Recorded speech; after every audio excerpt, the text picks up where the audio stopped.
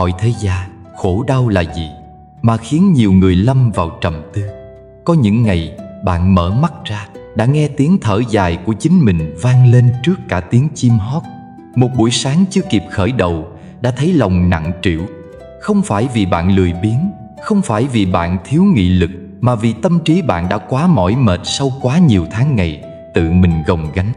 Bạn không biết vì sao mình lại như vậy, chỉ biết là bạn đang rơi vào một vòng xoáy lặp đi lặp lại của đau khổ, lo lắng, bất an.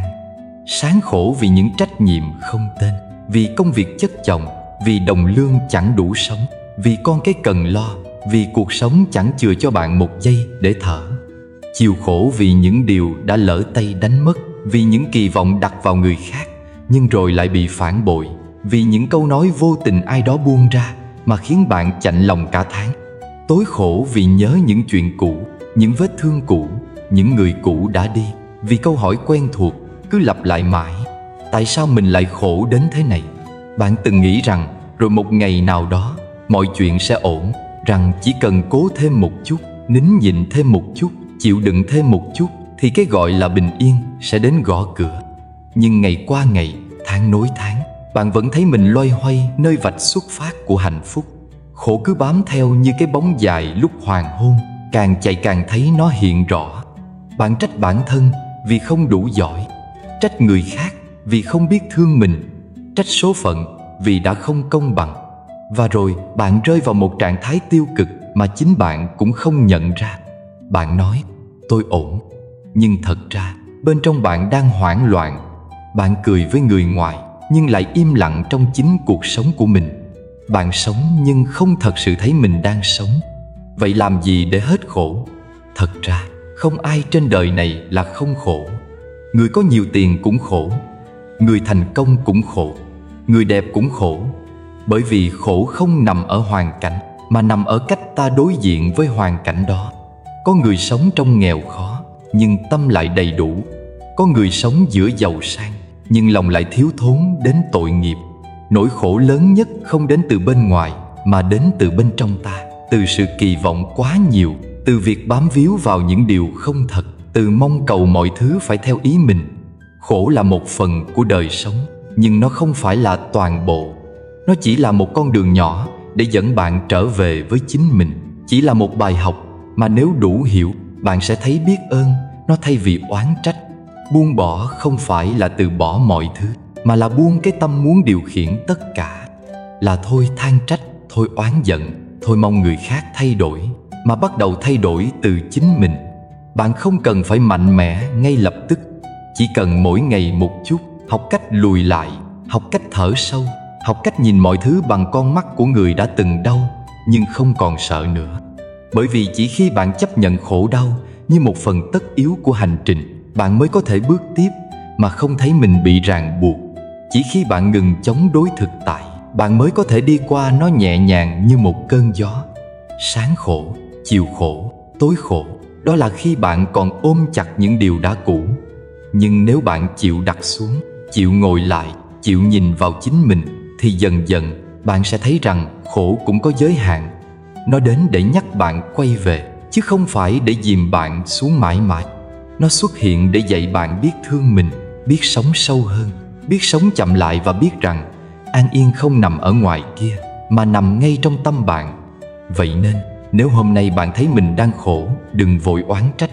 Hãy hỏi khổ đến để nói với mình điều gì. Có khi khổ không đến để làm bạn đau, mà đến để giúp bạn tỉnh.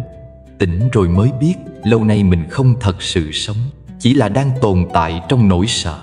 Cô Hương năm nay ngoài 50, một người đàn bà nhỏ thó, tóc điểm bạc sớm, sống ở một góc chợ nhỏ ngoại thành, bán xôi buổi sáng. Nếu đi ngang quầy xôi của cô, bạn sẽ thấy nụ cười luôn thường trực. Nhưng nếu có ai đó đủ tinh ý để ở lại thêm một chút, sẽ thấy sau nụ cười, đó là những tầng trầm mặc khó gọi tên. Cuộc đời của cô Hương gói trọn trong 3 chữ: sáng, chiều, tối, và chữ khổ cứ len lỏi vào cả ba. Sáng khổ vì cô phải dậy từ 3 giờ để ngâm nếp, hấp xôi, cắt chả, nướng đậu, bưng bê, chuẩn bị tất cả mọi thứ cho kịp bán lúc 5 giờ. Trời còn tối mịt, cô đã lặng lẽ rời khỏi căn nhà lụp xụp đi bộ ra đầu hẻm lấy nguyên liệu gửi nhờ hôm qua. Đôi chân từng bị tai nạn, mỗi khi trời trở lạnh là đau nhức, nhưng cô vẫn gắng gượng vì cô biết chỉ cần nghỉ một ngày là nhà mất một ngày cơm. Chịu khổ vì khi mọi người đi làm về, cô lại phải về nhà lo cho thằng con trai bị tai biến nửa người nằm liệt. Người chồng đã bỏ đi từ khi nó ốm. Bác sĩ bảo phải kiên nhẫn, phải tập vật lý trị liệu mỗi ngày, nhưng chi phí quá lớn. Cô đành học từ video trên mạng, mỗi chiều đều lau rửa, xoa bóp, tập từng động tác nhỏ cho nó. Nó là đứa con trai duy nhất, học rất giỏi, từng thi đậu trường y, nhưng chỉ một cơn đột quỵ khi học năm 3 đã gục ngã cả đời người. Những lúc lau mặt cho con, cô hay nói: không sao đâu, từ từ rồi hết. Mẹ còn thì con chưa lạc đâu tối khổ. Vì khi phố xá lên đèn, người người nhà nhà sum vầy, thì cô lặng lẽ đếm từng đồng tiền lẻ, ghi chép kỹ từng khoản. Cô không dám mua thêm áo ấm, không dám uống một viên thuốc khi mỏi lưng, chỉ để dành đủ tiền mua sữa cho con. Có những đêm, con số ghi trong sổ chênh lệch mấy ngàn đồng, cô trằn trọc mãi. Tối là lúc cô khóc, nhưng khóc trong lặng lẽ, vì không muốn con nghe, sợ nó thấy có lỗi. Một ngày nọ, có một vị khách quen là một cô gái trẻ thường ghé mua xôi, hỏi cô: sao cô lúc nào cũng cười được vậy? Con thấy cô bán từ sáng sớm, về còn lo cho con trai, cực vậy, sao không than thở một câu? Cô Hương lặng vài giây, rồi nói bằng một giọng thật nhẹ: cô từng than rồi, than 10 năm nay rồi, nhưng càng than càng khổ hơn. Cô từng oán ông trời sao bất công, từng hỏi vì sao người như cô sống tử tế, nuôi con học hành mà khổ hoài không dứt. Nhưng rồi có ngày khi ngồi nhìn con ngủ, cô hiểu khổ là thật, nhưng khổ triền miên là do mình. Mình cứ ôm lấy nó, cứ nhai đi nhai lại nỗi đau nó chẳng đi. Còn khi mình chịu lặng lại, chấp nhận, làm từng việc nhỏ một cách tử tế, thì khổ vẫn còn, nhưng không bào mòn mình nữa. Cô gái trẻ đứng lặng người. Cô Hương không biết rằng chỉ với mấy câu nói ấy, cô đã giúp một người vừa trải qua thất bại tình cảm tìm lại niềm tin. Cô gái đó từng nghĩ đời thật bất công. Cô ấy cũng từng thấy mình khổ, sáng mở mắt đã mỏi mệt, chiều về khóc trong nhà tắm, tối ôm điện thoại tìm lời an ủi từ người cũ. Nhưng sau khi nghe cô Hương, cô về không nhắn tin nữa, không khóc nữa. Cô viết vào nhật ký: có lẽ khổ không nằm ở chuyện cũ, mà nằm ở việc mình không buông chuyện cũ ra. Từ ngày đó, mỗi sáng đi làm, cô đều mua xôi chỗ cô Hương. Không phải vì đó là phần ăn ngon nhất, mà vì đó là nơi cô tìm lại được chính mình. Khổ là một phần của đời sống, nhưng càng oán trách, khổ càng đeo bám, càng than vãn, nghiệp càng nặng. Như cô Hương, không phải là không biết đau, mà là đã học cách sống chung với nỗi đau một cách tử tế. Không than không oán không có nghĩa là chối bỏ khổ, mà là không để nó làm chủ cuộc đời mình. Bạn đang đau ư? Hãy thử sống như cô Hương một ngày, làm hết mình, thương người bên cạnh, chấp nhận những gì không thể đổi thay, và lặng lẽ mà kiên cường đi tiếp. Khổ sẽ không biến mất ngay, nhưng bạn sẽ dần hiểu. Sáng vẫn khổ, chiều vẫn khổ, tối vẫn khổ, nhưng lòng đã nhẹ hơn. Vì bạn không còn sống cùng khổ, mà sống ngang qua nó. Tại sao người hay oán trách lại thường khổ hơn người im lặng? Câu hỏi ấy nghe có vẻ đơn giản, nhưng khi đặt trong cuộc đời của một con người đang thật sự đau khổ, lại trở thành một tấm gương phản chiếu rất chân thực. Ta đã từng thấy một người mất việc, cứ đi khắp nơi trách móc sếp cũ, trách thời vận, trách cả những đồng nghiệp vô tình. Ta đã từng thấy một người thất tình cứ mãi kể đi kể lại một câu chuyện cũ, không phải để tìm hiểu lý do, mà chỉ để than trách tại sao người kia lại nỡ lòng như thế. Ta đã từng thấy cả chính mình trong một đoạn đời nào đó cứ chìm trong u uất không lối thoát, bởi vì ta cho rằng người khác phải chịu trách nhiệm cho nỗi đau mà ta đang gánh chịu. Người hay oán trách là người như thế. Đau khổ là điều đầu tiên họ nhận, nhưng điều tệ hơn là chính họ lại tiếp tay cho nỗi khổ ấy kéo dài.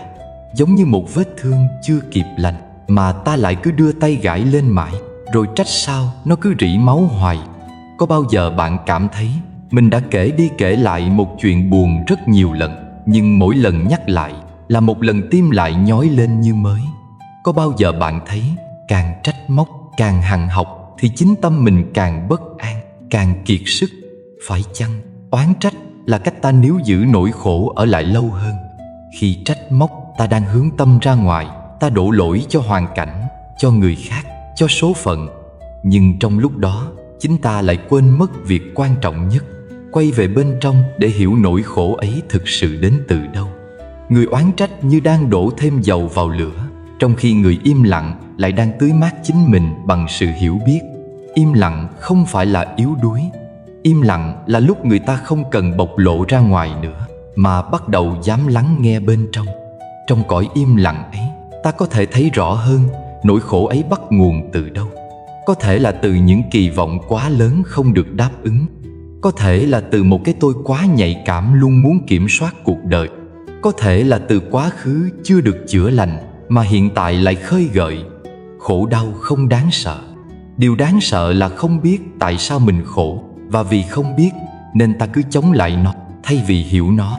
Tâm lý con người có một khuynh hướng cố hữu. Hễ gặp chuyện không như ý là ngay lập tức khởi tâm chống đối, tức giận, oán trách, đòi hỏi công bằng, muốn mọi thứ quay về như cũ. Nhưng thực tế, càng chống lại thực tại, ta càng khổ. Vì càng chống lại là càng bị dính mắc vào điều không thể thay đổi. Mỗi khi ta kháng cự với cuộc sống là ta đang lấy chính năng lượng sống của mình để đâm vào một cánh cửa đã khép. Và thế là không những không thoát ra được mà còn tổn thương nặng hơn. Đức Phật từng nói, tâm không oán trách là tâm đã bước một nửa đường đến giải thoát.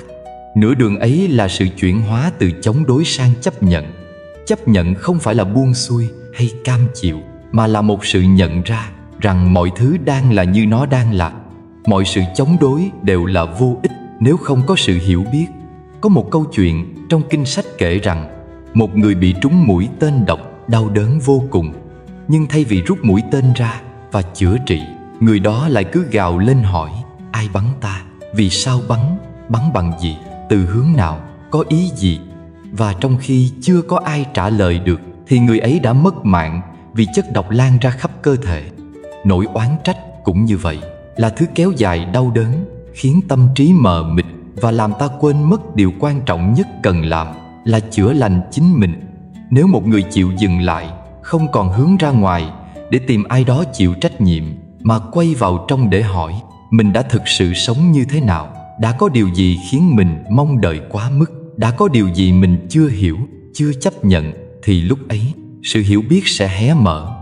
Và chính sự hiểu biết ấy sẽ là làn nước mát tưới vào vết thương đang rướm máu, làm dịu lại và từng chút một khiến nó lành. Khổ đau nào cũng có gốc rễ. Nếu chưa hiểu được gốc rễ thì mọi lời oán trách chỉ như cắt ngọn, mà gốc vẫn còn. Mỗi lần oán trách là một lần ta tự ràng buộc mình thêm với nỗi đau.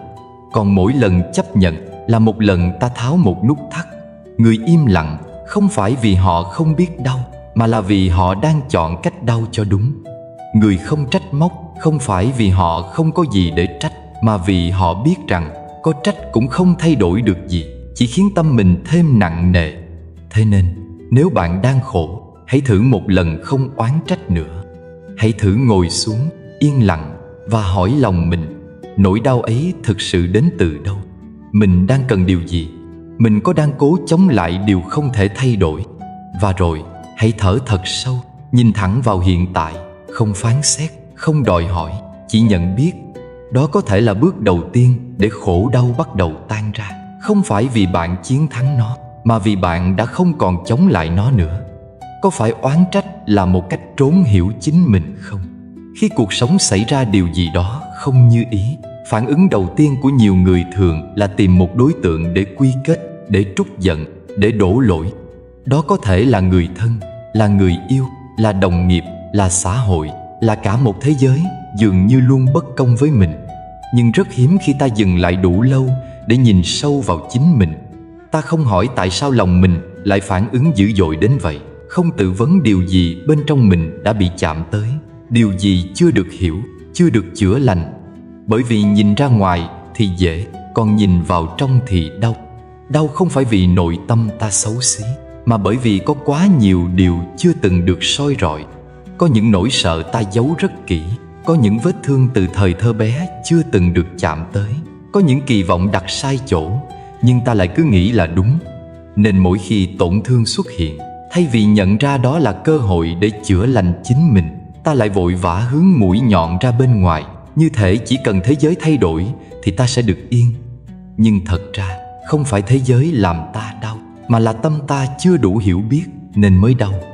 Và khi chưa đủ hiểu, ta sẽ trách móc, oán trách người không thương ta đủ, trách số phận không công bằng, trách ông trời không có mắt.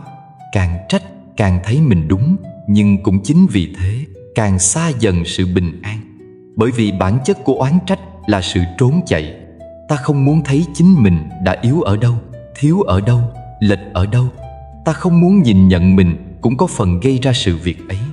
Ta không muốn đối diện với nỗi sợ bị bỏ rơi, bị thất bại, bị đánh giá, nên ta gồng lên, đổ lỗi, lớn tiếng để giữ lấy một ảo tưởng rằng mình không sai.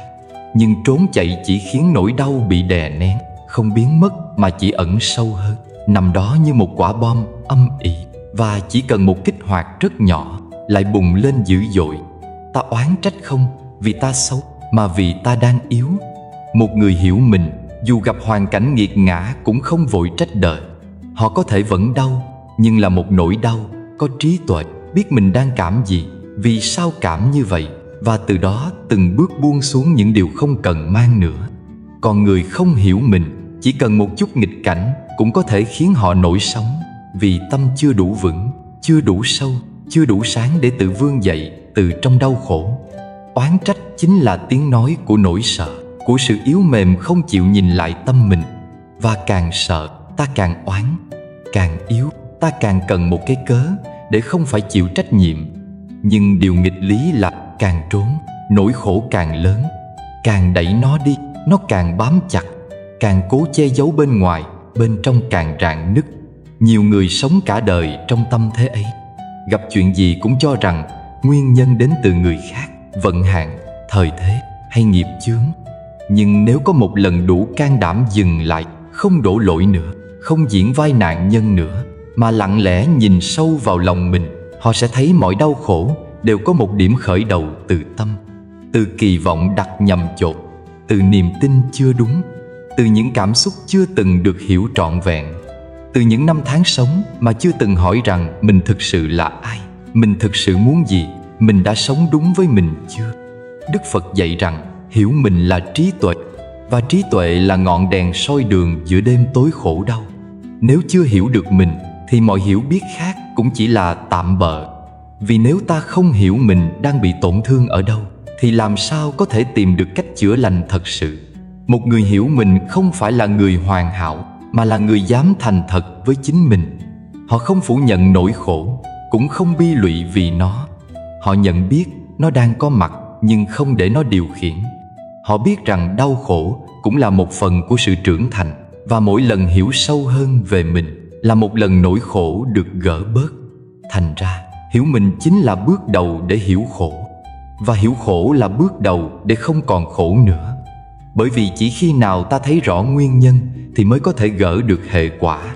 Chỉ khi nào ta không còn muốn trốn nữa thì vết thương mới có cơ hội được chữa lành.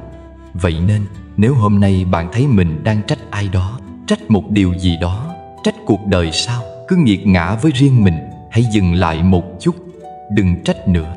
Hãy quay vào trong và hỏi chính mình, điều gì trong lòng đang cần được hiểu rõ hơn. Có phải ta đang mệt mỏi? Có phải ta đang thiếu đi sự yêu thương? Có phải ta đang cần một lời an ủi từ chính mình, thay vì đi tìm sự thỏa mãn từ bên ngoài? Chỉ cần dám hỏi những câu hỏi ấy là bạn đã bắt đầu bước lên con đường chữa lành rồi. Không còn phải chạy nữa, không cần phải oán trách nữa. Chỉ cần đủ tỉnh để thấy rằng tất cả mọi đau khổ đều có thể được hóa giải nếu ta đủ dũng cảm để hiểu chính mình. Khổ đau đến từ đâu? Là do hoàn cảnh, do người khác, hay là do chính bản thân ta? Đa số chúng ta đều từng ít nhất một lần trong đời ngẩng mặt lên trời mà than thở rằng sao đời bất công đến vậy? Sao mọi chuyện cứ đổ dồn lên đầu ta? Sao người kia lại ác đến mức khiến ta tổn thương? Sao cuộc sống lại bạc bẽo như thế? Đã không cho ta niềm vui thì thôi, cớ sao còn lấy đi những điều mà ta trân quý?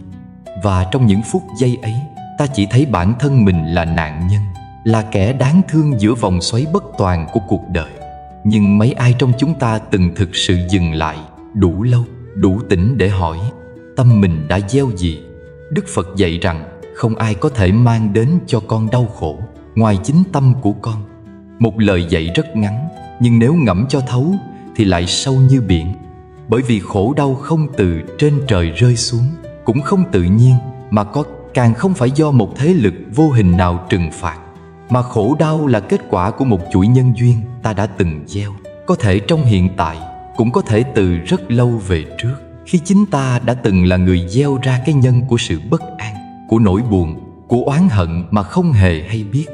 Có người gieo nhân bằng lời nói, bằng thái độ, bằng sự vô tâm, bằng cái cách sống ích kỷ mà nghĩ rằng chẳng ảnh hưởng gì đến ai. Rồi một ngày, người ấy thấy mình cô đơn trong chính ngôi nhà của mình, thấy người xung quanh lạnh nhạt, thấy mối quan hệ nào cũng gãy vỡ, mà không nhận ra đó là cái quả đã lớn lên từ chính cái nhân mình từng bỏ mặc. Có người gieo nhân bằng sự tham cầu, chạy theo những thứ không thuộc về mình, tranh giành, tổn thương người khác, rồi khi mất mát đến lại cho rằng đó là số phận nghiệt ngạt. Nhưng thật ra khổ là thứ ta đã từng âm thầm mời gọi về bằng những hành vi, suy nghĩ và cả sự vô minh của chính mình. Nếu không hiểu nhân quả, ta sẽ oán trách, nhưng nếu hiểu rồi, ta sẽ biết cảm ơn. Cảm ơn vì khổ đau đã đến đúng lúc để ta kịp tỉnh.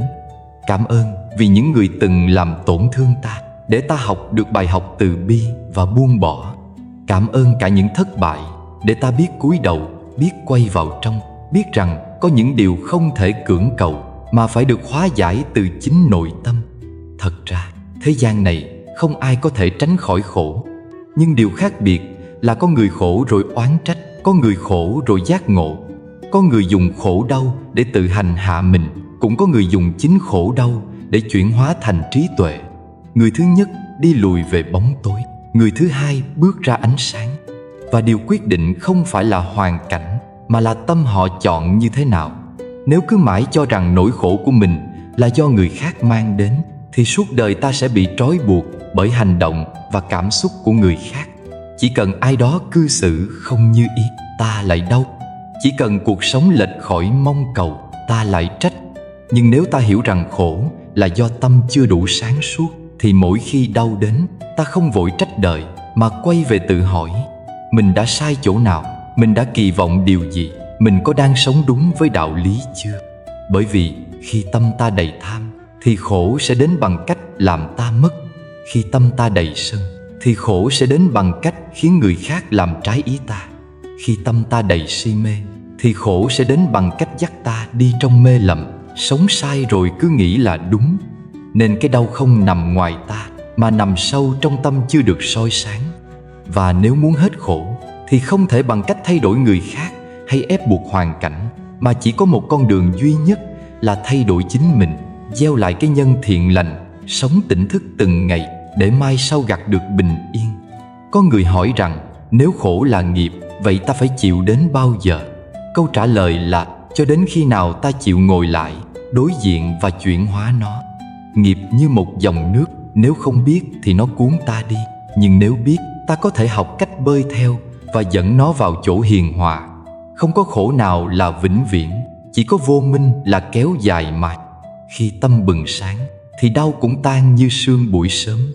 Khi trí tuệ hiện hữu, thì cái gì đến cũng là phước, ngay cả khổ đau cũng là một món quà. Vậy nên, nếu hôm nay bạn đang khổ, đừng vội trách ai cả. Hãy dừng lại một chút, hít thở sâu và tự hỏi trong lòng mình đã từng gieo điều gì. Rồi từ đó, bạn sẽ hiểu vì sao mọi chuyện lại xảy ra như thế. Và một khi đã hiểu, bạn sẽ không còn sợ khổ nữa. Bởi vì bạn biết rằng bạn đang ở giữa tiến trình gặt lại điều mình từng gieo. Và nếu hôm nay bạn bắt đầu gieo lại bằng tình thương, bằng tha thứ, bằng sự hiểu biết, thì ngày mai sẽ đến với bạn như một mùa mới, nhẹ nhàng, ấm áp và bình an. Nếu không còn oán trách nữa, thì ta phải làm gì với khổ đau? Nếu không muốn kể lệ, không muốn đổ lỗi, không còn tìm một ai để trách móc hay để trút hết nỗi buồn lên họ, thì rồi ta phải sống sao với nỗi đau ấy? Câu trả lời thật giản dị nhưng cũng là cánh cửa duy nhất mở ra hướng đi mới. Đó là hãy hiểu nó, hãy quan sát nó, hãy ngồi xuống và cùng nó thở. Khổ đau không phải là một con quái vật cần bị xua đuổi. Nó cũng không phải là một vết thương cần che đậy. Nó là một phần trong tiến trình làm người, một phần của sự trưởng thành nội tâm, và là một tín hiệu cho thấy ta vẫn còn cảm được, vẫn còn sống thật với chính mình. Điều đáng sợ nhất không phải là nỗi đau, mà là việc ta quay mặt đi, từ chối nhìn thẳng vào nó, để rồi dần đánh mất khả năng cảm nhận, khả năng sống trọn từng khoảnh khắc của đời mình. Trong giáo pháp nhà Phật, có một con đường đã giúp rất nhiều người vượt qua khổ đau một cách sâu sắc. Đó là con đường của chánh niệm. Chánh niệm không phải là một khái niệm cao siêu, càng không phải là điều gì huyền bí. Nó chỉ đơn giản là khả năng quay về với chính mình trong từng hơi thở, từng cảm xúc, từng suy nghĩ, để nhìn mọi thứ như chúng đang là, mà không phán xét, không chống đối, không tô vẽ thêm. Hãy tưởng tượng nỗi khổ như một người bạn cũ đến thăm. Người ấy không dễ chịu, có thể từng làm tổn thương ta, từng khiến ta gục ngã. Nhưng thay vì đóng cửa từ chối, lần này ta mở cửa, mời họ vào, pha cho họ một tách trà, ngồi xuống, nhìn vào mắt họ và hỏi rằng: vì sao bạn đến? Bạn mang theo điều gì mà tôi cần hiểu? Đó không phải là điều dễ làm, nhưng là điều rất cần. Bởi vì chỉ khi ta đủ bình tĩnh để ngồi xuống cùng nỗi đau, không trốn chạy, không đẩy đi, không phủ nhận, thì khi ấy ta mới thật sự thấy được tận gốc rễ của nó. Có khi ta thấy nỗi đau ấy đến từ một vết thương tuổi thơ chưa từng được chữa lành. Có khi nó đến từ một mối quan hệ đổ vỡ mà ta chưa từng buông bỏ. Có khi nó đến từ một giấc mơ đã tan vỡ, một kỳ vọng không thành, một cảm giác không được công nhận. Và rồi ta mới nhận ra mình đã mang theo tất cả những điều đó suốt bao năm mà không biết, cứ tưởng đã quên, nhưng thật ra chỉ là đang chôn giấu. Khi thực hành thiền chánh niệm, ta không cần phải cố gắng để hết đau. Ta chỉ cần ngồi xuống, nhắm mắt lại, đặt tay lên ngực hoặc bụng và thở. Mỗi hơi thở là một nhịp cầu đưa ta quay về với thân tâm. Mỗi lần ý thức được rằng mình đang thở vào, đang thở ra, thì ngay lúc ấy ta đã không còn bị cuốn theo quá khứ hay lo sợ tương lai nữa. Và chính trong khoảnh khắc đó, nỗi đau bắt đầu được làm dịu, như một đứa trẻ được ôm vào lòng, không còn gào khóc chỉ vì cuối cùng cũng có ai đó chịu lắng nghe. Có một người phụ nữ đã mất con trong một tai nạn bất ngờ. Trong nhiều tháng, chị sống như một cái bóng, không nói chuyện với ai, không ăn được gì ra hồn, chỉ khóc mỗi ngày. Ai đến an ủi cũng bị chị xua đuổi. Cho đến một hôm, chị tình cờ nghe được một bài giảng Phật Pháp về cách ôm ấp khổ đau. Thay vì trốn tránh nó, chị bắt đầu ngồi xuống mỗi ngày, chỉ thở và khóc, nhưng là khóc trong chánh niệm, không gào thét, không oán trời trách đất. Chị thì thầm với đứa con trong tâm thức: mẹ đang đây, mẹ đang lắng nghe nỗi đau này. Ngày qua ngày, nước mắt vẫn rơi, nhưng dần nhẹ hơn. Rồi một ngày, chị mỉm cười thật nhẹ, bởi vì nỗi đau không còn là một cái gai cắm trong tim, mà đã trở thành một bông hoa trắng tinh, nằm yên trong ký ức thiêng liêng, bất động và được ôm ấp trọn vẹn. Không ai nói rằng thiền sẽ khiến bạn hết đau ngay lập tức, nhưng nếu bạn thực sự kiên trì, bạn sẽ thấy kỳ diệu. Nỗi đau không biến mất, nhưng nó thôi điều khiển bạn. Nó không còn lấn át hết mọi niềm vui. Nó ở đó như một phần của cuộc sống, nhưng bạn đã đủ hiểu để không oán, đủ vững để không ngã, đủ yêu thương để không gồng mình lên chống lại nữa. Chánh niệm là chiếc thuyền nhỏ đưa ta qua những ngày bão tố của tâm hồn. Không cần chèo mạnh, chỉ cần kiên trì giữ nhịp. Dù biển có động thì lòng thuyền vẫn tĩnh, bởi vì người lái đã học được cách nhìn sóng mà không bị cuốn trôi theo sóng. Đó là món quà lớn nhất mà sự hiểu biết nội tâm có thể trao tặng. Và khi ta đã học được cách sống cùng khổ đau mà không khổ, thì tự nhiên khổ sẽ rơi xuống như một lớp vỏ cũ, để lộ ra bên trong một trái tim mạnh mẽ, dịu dàng và đầy ánh sáng. Làm sao để hiểu được nỗi đau của chính mình khi nó quá lớn, khi trong lòng chẳng còn một chỗ nào để đứng, khi tiếng khóc vang lên mà không ai nghe thấy, khi ta cảm thấy mình đã kiệt sức hoàn toàn, rơi vào trạng thái lạc lõng đến mức không còn biết mình là ai và mình đang sống vì điều gì. Đó không phải là câu hỏi dễ trả lời, bởi vì khổ đau Khi đã quá sâu, thường trở nên mù mịt, trôi dạt trong tâm trí như một cơn lốc, khiến ta không còn phân biệt nổi mình đau vì điều gì và mình nên bắt đầu từ đâu. Nhiều người đã từng nói trong lúc tuyệt vọng rằng tôi không chịu nổi nữa, tôi không còn khả năng gánh thêm nỗi buồn nào nữa, tôi chỉ muốn biến mất hay ít nhất là được một ai đó hiểu tôi. Nhưng rồi không ai đến, không ai lắng nghe đủ sâu, không ai đủ kiên nhẫn ở lại. Cuối cùng chính mình vẫn phải là người đối diện với nỗi đau đó mỗi ngày, mỗi đêm. Nhưng điều đặc biệt trong giáo pháp nhà Phật là ở chỗ này. Phật không hứa rằng cuộc đời sẽ hết khổ. Ngài chỉ ra rằng khổ đau chính là một phần tự nhiên của kiếp sống, và trong khổ đau luôn ẩn chứa cơ hội để chuyển hóa, để thức tỉnh. Bởi vì khi vết thương đủ lớn thì ta mới chịu dừng lại. Khi tim đủ đau, ta mới không còn sức để chạy nữa. Và chính trong khoảnh khắc dừng lại đó, cánh cửa của sự hiểu biết bắt đầu hé mở. Khổ đau càng lớn thì cơ hội nhìn sâu càng rõ. Nói thì dễ, nhưng sống được như vậy không phải chuyện của một ngày. Nó cần có sự dẫn dắt, cần có con đường. Một trong những phương pháp đơn giản mà hiệu quả để bắt đầu hiểu nỗi đau của mình, đó là viết. Không phải viết cho ai đọc, mà viết cho chính mình, như một cách tự soi lại tâm thức. Hãy thử lấy một quyển sổ riêng và mỗi ngày ngồi xuống viết ra hết tất cả những gì đang diễn ra trong lòng. Viết về cơn giận, về sự mất mát, về cảm giác bị phản bội, bị bỏ rơi, bị lãng quên. Viết không phải để trách móc, mà để gọi tên những gì ta chưa từng dám nói ra. Khi nỗi đau được đặt xuống trang giấy, nó không còn xoáy tròn trong đầu nữa. Nó có hình, có dạng, có chữ nghĩa, và từ đó nó có thể được nhìn thấy rõ ràng hơn. Rất nhiều người đã bắt đầu hiểu chính mình từ những dòng nhật ký như thế.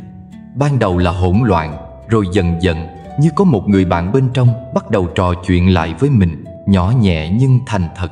Có người đã viết đến 50 trang mỗi ngày, trong những giai đoạn khủng hoảng nhất, chỉ để khóc, để gỡ rối, để hiểu ra rằng mình không chỉ có một nỗi đau, mà có cả một hệ thống niềm tin và kỳ vọng đằng sau.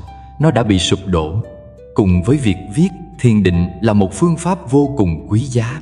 Không phải cứ ngồi kiết dạ, nhắm mắt và xua hết mọi ý nghĩ mới gọi là thiền. Chỉ cần ta ngồi xuống, buông bỏ mọi thiết bị điện tử, nhắm mắt lại và lắng nghe chính hơi thở của mình, là ta đã bắt đầu quay về với nội tâm rồi. Thiền không cần cầu kỳ, chỉ cần chân thành. Mỗi ngày chỉ 5 hay 10 phút thôi cũng đủ để làm dịu đi những đợt sóng đang cuộn trong tâm. Có người bắt đầu thiền bằng cách đếm hơi thở. Có người bắt đầu bằng cách đặt tay lên tim và thì thầm với chính mình rằng tôi đang ở đây, tôi đang còn sống, và tôi đang học cách hiểu lấy mình. Nếu bạn có duyên, hãy tìm một người có trí tuệ để chia sẻ. Không phải ai cũng đủ sức lắng nghe bạn, và không phải lúc nào ta cũng cần nhiều lời khuyên. Nhưng chỉ cần một người đủ yên tĩnh, đủ hiểu đời, đủ từ bi, thì một buổi trò chuyện với họ cũng có thể giúp bạn tháo gỡ được một nút thắt đã cột chặt trong tim từ rất lâu. Đó có thể là một người thầy, một bậc đạo hữu, hoặc một người bạn đã từng vượt qua đau thương bằng sự tỉnh thức.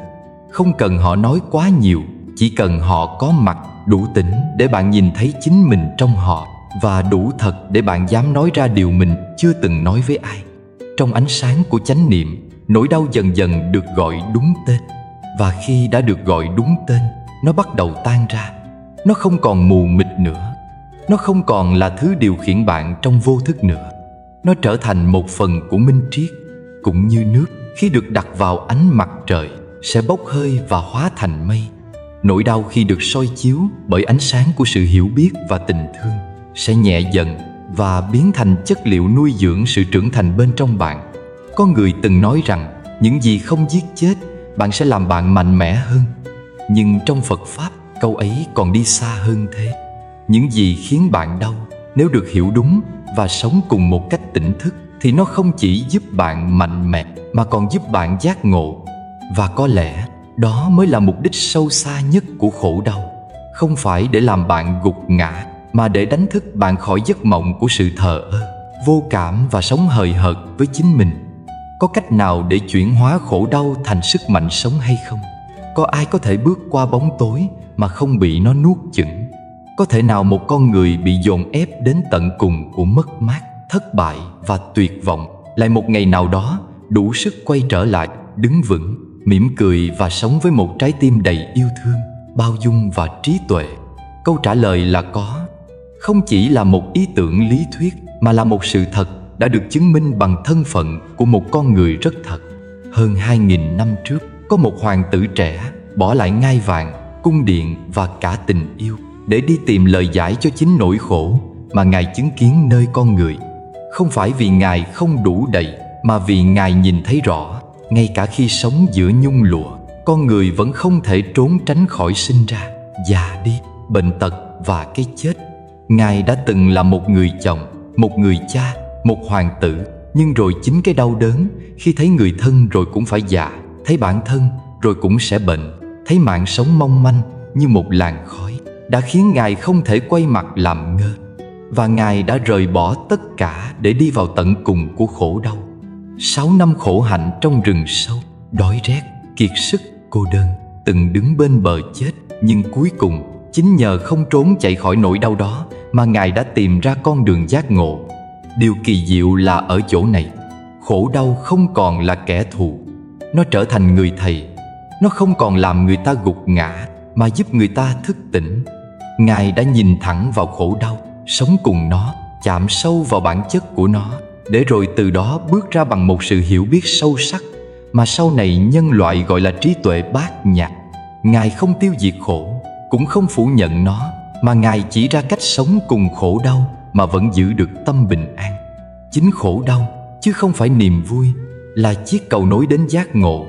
Niềm vui khiến con người đắm say, khổ đau mới khiến con người chịu dừng lại. Khi bạn đứng trước nỗi đau thật sự, không ai giúp bạn được, không ai thay bạn gánh nổi, thì đó chính là lúc bạn có thể bắt đầu nhìn lại chính mình, nhìn lại những điều mà trước đây bạn luôn cố tình lãng quên hoặc chạy trốn. Và từ cái nhìn đó, sự thật bắt đầu hé lộ. Bạn nhận ra bạn không chỉ đau vì một việc, mà đau vì cả một chuỗi kỳ vọng, ràng buộc, chấp thủ mà bạn đã cột vào đời quá chặt. Và nếu bạn đủ can đảm để gỡ từng nút thắt ấy ra, bạn sẽ nhận ra rằng gốc rễ của khổ không nằm ở hoàn cảnh, mà nằm ở chính nhận thức và thái độ của mình. Người hiểu khổ không còn sợ khổ. Người hiểu rằng đau không phải là kẻ thù, mà là chiếc gương cho ta thấy rõ chính mình. Đau là để biết mình còn đang sống, còn đang cảm, còn có thể trưởng thành hơn. Và người nào không oán trách nữa, người đó mới thật sự tự do. Bởi vì oán trách là gông xiềng vô hình trói buộc tâm hồn ta vào quá khứ và kỳ vọng. Khi còn oán trách, còn than thân trách phận, thì tâm còn bị cột chặt vào những điều không thể đổi thay. Nhưng khi buông xuống được một câu oán, thì bên trong sẽ nhẹ đi một tầng sân hận. Buông được 2 câu oán, thì lòng sẽ dịu lại một chút. Và cứ thế, mỗi ngày một chút, bạn đang âm thầm chuyển hóa mình, đang biến khổ đau thành sức mạnh nội tâm mà trước giờ bạn chưa từng biết mình có. Khổ đau là điều không thể tránh, nhưng cách ta đối diện với nó là một lựa chọn. Có người chọn cách oán than, có người chọn cách chạy trốn, có người chọn cách đè nén. Nhưng cũng có những người chọn cách dừng lại, hít thở sâu và hỏi rằng nỗi đau này muốn dạy tôi điều gì? Khi đặt ra được câu hỏi đó bằng cả trái tim chân thành, bạn đã đi được một nửa chặng đường của chữa lành. Có những khổ đau rất lớn, mất mát người thân, phá sản, bệnh tật, phản bội, cô đơn đến tận cùng. Nhưng nếu một ngày nào đó bạn ngồi xuống trong sự yên lặng tuyệt đối, nhớ lại quãng thời gian tưởng như tăm tối đó, bạn sẽ nhận ra rằng chính nó đã khiến bạn mạnh mẽ hơn, sâu sắc hơn và thương người hơn. Những người đã từng đi qua nỗi đau lớn thường có ánh mắt dịu dàng. Họ không còn đánh giá, không còn trách móc, bởi vì họ hiểu rằng mỗi người đều đang vật lộn với cuộc chiến riêng trong lòng họ. Chính khổ đau đã dạy họ bài học của lòng từ bi. Và cuối cùng, nếu phải để lại một thông điệp quan trọng nhất trong toàn bộ hành trình này, thì đó chính là không phải hết khổ là hết đời, mà hết oán trách mới là khởi đầu cho một đời sống có trí tuệ và bình an. Vì chỉ khi hết oán trách, tâm mới thật sự được giải thoát. Không còn dằn vặt, không còn đổ lỗi, không còn chống đối số phận. Chỉ còn lại một con người đang sống trọn vẹn với hiện tại, với sự chấp nhận và lòng biết ơn. ngay cả với những ngày từng khiến mình đau đớn đến tận xương tủy. Và chính từ đó, một đời sống mới bắt đầu. Một đời sống mà dù có gió bão vẫn có thể vững vàng. Một đời sống mà dù có khổ đau vẫn có thể bước tiếp bằng ánh sáng của hiểu biết, yêu thương và tỉnh thức. Bạn thân mến, nếu hôm nay bạn vẫn còn oán trách cuộc đời, oán trách số phận, hay thậm chí là oán trách chính bản thân mình, thì có lẽ đã đến lúc bạn nên thử đi một con đường khác. Không phải con đường đầy chối bỏ và chống đối, mà là con đường của sự hiểu khổ thay vì oán khổ. Bởi lẽ khổ không phải là thứ ai đó ném vào đời bạn để trừng phạt. Nó không phải là chiếc án phạt treo lơ lửng mà số phận dành riêng cho bạn. Khổ chỉ là một phần của hành trình làm người, như cách mặt trời có lúc lên cao rực rỡ, rồi cũng có lúc tắt nắng sau chân trời. Khổ đến để nhắc chúng ta rằng mình còn cảm nhận, còn rung động, còn đang sống. Nếu trái tim bạn không khổ, thì làm sao bạn biết mình đã từng yêu sâu đậm đến thế? Nếu tâm bạn không khổ, làm sao bạn học được cách buông bỏ những điều đã không còn phù hợp với mình nữa? Và nếu bạn chưa từng khổ, có lẽ bạn sẽ chẳng bao giờ hiểu thế nào là thương mình thật sự. Đức Phật đã từng là một vị hoàng tử có tất cả mọi thứ: danh vọng, quyền lực, tài sản, địa vị. Nhưng rồi Ngài đã rời bỏ tất cả để đi tìm lời giải cho một nỗi đau tưởng như không tên. Đó là đau khổ của kiếp người. Khổ vì sinh ra, khổ vì già đi, khổ vì bệnh tật và cái chết. Nhưng có lẽ nỗi khổ lớn nhất lại là sự vô minh, không biết mình là ai, không biết vì sao mình khổ, và càng không biết phải làm gì với nỗi khổ đó. Và trong suốt hơn 6 năm tu tập giữa rừng già, trải qua bao nhiêu dằn vặt, bao nhiêu thử thách, bao lần tưởng chừng như buông xuôi, Đức Phật cuối cùng đã tìm ra con đường đi qua khổ đau. Ngài không phủ nhận khổ, cũng không chạy trốn nó, mà đi xuyên qua nó. Chính khổ đã trở thành bậc thềm để Ngài giác ngộ. Ngài để lại cho chúng ta một sự thật đầu tiên: đời là khổ. Nhưng đó không phải là một lời tuyên án, mà là một lời cảnh tỉnh. Đời là khổ, nghĩa là đời vốn như thế. Không có ai bắt bạn phải khổ cả, mà chính tâm mình với bao nhiêu tham lam, bao nhiêu dính mắc, bao nhiêu cố chấp mới là thứ khiến ta khổ. Nếu hiểu được điều đó, bạn sẽ thấy khổ không còn là một quái vật đuổi theo bạn mỗi ngày, mà khổ chỉ là một người thầy lặng lẽ, nghiêm khắc nhưng đầy từ bi.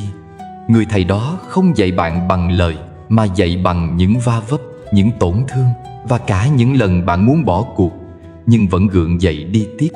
Chuyển hóa khổ không phải là làm cho nó biến mất, mà là nhìn thấy nó rõ ràng, hiểu được gốc rễ của nó, rồi nhẹ nhàng tháo gỡ từng nút thắt trong tâm mình. Đó là khi bạn thôi hỏi vì sao mọi thứ lại xảy ra với mình, mà bắt đầu tự hỏi mình học được gì từ tất cả những điều này. Không ai dạy bạn yêu thương bản thân sâu sắc bằng chính những lần bạn bị phản bội. Không ai dạy bạn buông bỏ tốt hơn những điều đã khiến bạn đau đớn suốt bao năm trời. Và không ai giúp bạn trưởng thành bằng chính những khoảnh khắc bạn ngồi trong im lặng, tự soi lại mình và rơi nước mắt mà không cần ai hay biết. Bạn thân mến, câu chuyện hôm nay không thể xóa hết nỗi đau trong bạn, nhưng nó có thể là hạt mầm đầu tiên để bạn hiểu rằng khổ không phải là hình phạt, mà là lời mời gọi bạn trưởng thành. Nếu hôm nay bạn vẫn đang đi qua những tháng ngày chông chênh, xin đừng ghét bỏ chính mình, đừng oán trách cuộc đời, cũng đừng tự hỏi vì sao người khác hạnh phúc còn mình thì không.